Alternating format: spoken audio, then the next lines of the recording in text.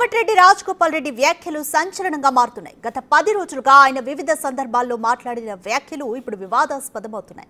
ఒకసారి CM Revanth Reddy soft గా మాట్లాడాలని అన్నారు. ఇటీవల తనకు మంత్రి పదవి ఎందుకు ఇవ్వరని ప్రశ్నించారు. నిన్న పదవులు లేకపోయినా పైసలైనా ఇవ్వండి అన్నారు.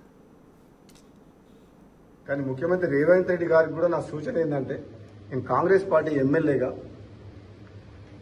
మీ భాష మార్చుకొని మీ హవభావాలు మార్చుకొని తక్కువ మాట్లాడి మంత్రివర్గంలో ఇంకా చాలా అందరికి మాట్లాడే అవకాశం ఇచ్చి మేధావులతో డిస్కస్ చేసి రాబోయే రోజుల్లో ఒక ఏమంటారు ఒక మంచి ప్రశాంతమైన వాతావరణంలో అంటే ఒక దాన్ని ఏమంటారంటే ఒక కూల్ మైండ్ తోటి ఆవేశం అక్కర్లేదు. ఇంకా 3.5 ఏళ్ళ గవర్నమెంట్ ఉంది, ముఖ్యమంత్రి మీరే ఉంటారు. ఆ తర్వాత ఎవరుంటారు అనేది అప్పుడు చూద్దాం. తర్వాత ఎలక్షన్స్ అయిన తర్వాత కాంగ్రెస్ పార్టీ హైకమాండ్ ప్రజలు తీర్పిచ్చిన దాన్ని బట్టి నేనేం చేద్దాం. అప్పటి వరకు మీరే ఉంటారు. అప్పటిదాకా ఆవేశపడకుండా గంటలు మాట్లాడకుండా ఆ గంటలు అనే స్పీచ్లు తక్కువ చేసి పని మీద ఎక్కువ శ్రద్ధ చూపిస్తే మంచిదని చెప్పి నా సలహా. మీరు మాట ఇచ్చినప్పుడు ఇద్దరు, కానీ అప్పటిదాకా మాత్రం మునుగోడు అభివృద్ధికి మాత్రం సహకరించండి, ఒక్క రూపాయి కూడా ఆపచ్చుకుంటున్నా. ఇష్టమన్న మాట ఆలస్యమైంది, సమీకరణలు కుదరలేదని అంటుండ్రు. ఎందుకు కుదురుతారో సమీకరణం? మనసు ఉంటే మార్గం ఉంటుంది. ఎవరు పుల్లబెడుతూ రాకుండా ఎందుకు కుదురుతారో సమీకరణలు?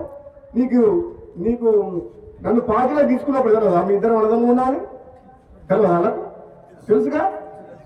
మన పార్లమెంట్ ఎన్నికలప్పుడు రెండోసారి ప్రామిస్ చేసి మాట ఇచ్చినప్పుడు కదా మీ ఇద్దరు అర్థం. అంటే అది ఎట్లుందంటే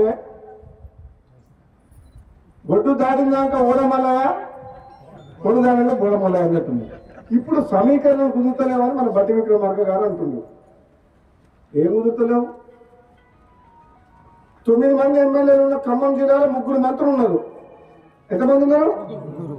11 మంది ఎమ్మెల్యేలు ఉన్నా నల్గొండకు 3 ఉన్నారు. తప్ప మహబూబ్ గారికి ముఖ్యమంత్రి ఇచ్చినాం కదా మనం. రేవంత్ రెడ్డికి ముఖ్యమంత్రి ఇచ్చినప్పుడు ఇద్దరు తప్పేంది?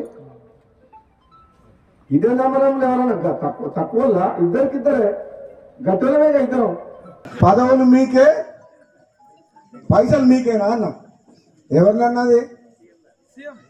ముఖ్యమంత్రి రేవంత్ రెడ్డిని అంటే నాలేదా?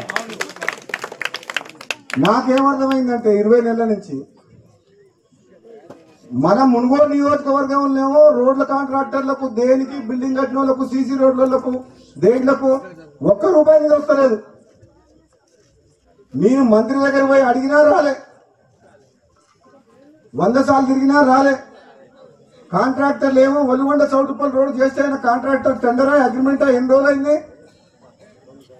ఏమన్నా సంవత్సరం కూడా రాలే. ఒలిగొండ చౌటుపల్లి రోడ్డు పని చేయమంటే బిల్లు ఇప్పి అంటుంది. బిల్లు ఏమో నా చేతులు లేదు. అది ఎవరిస్తే వస్తుంది? ముఖ్యమంత్రి ఇవ్వాలి. నేను ముఖ్యమంత్రి ఉద్దేశించి అదే అన్నా, ముఖ్యమంత్రిని విమర్శిస్తలేను, పార్టీని విమర్శిస్తలేను. ప్రజలు నన్ను అడుగుతున్నారు, ప్రజలు రోడ్డు చేయమంటుండ్రు, ఇంకేదైనా పని చేయమంటుండ్రు. పదవులలో మీరే ఉంటుండే, పైసలు మీరే తీసుకుంటుంటే, మీ నియోజకవర్గం పోతుండే, పదవులు కూడా మీకే ఉంటాయి. కనీసం నాకు పదవి అయినందుకు కనీసం పైసలన్నీ రాదంటున్నాను అనాలా వద్దా?